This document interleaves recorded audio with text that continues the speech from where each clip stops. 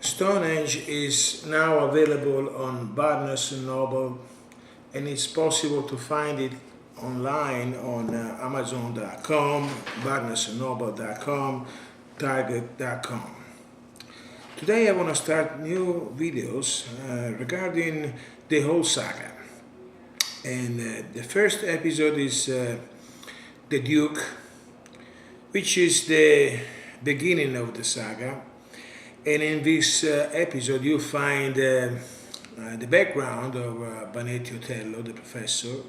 There is no Dr. Bible in this episode, it will come later. And you'll see the background of Banetti Otello, but not the whole thing. You see his childhood, how he was born, how he met Nancy, even though you saw this in Stonehenge too. And the story is about a vampire.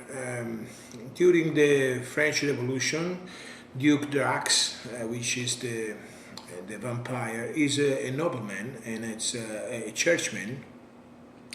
It's a very dedicated man to the Catholic Church. Unfortunately, when the revolution came, he saw his wife and his child murdered by the mob, and he was imprisoned. While he was imprisoned, he wanted to have revenge, even though he was a faithful Catholic. But he knew God didn't allow him to have his vendetta, because it is written, vendetta is mine.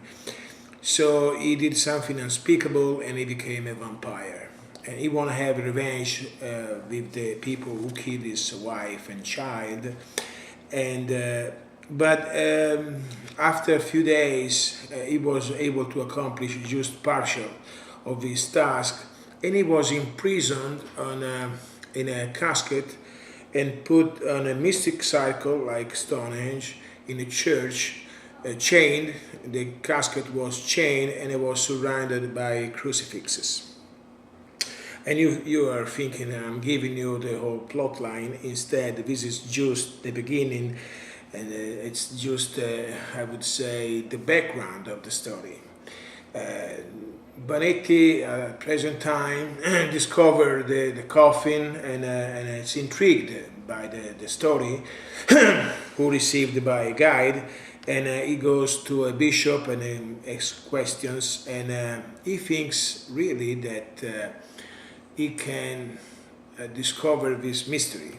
In fact, he is able, I'm jumping now, to steal the coffin, because he want to study the vampire. But in doing so, he freed the vampire, and evil is out.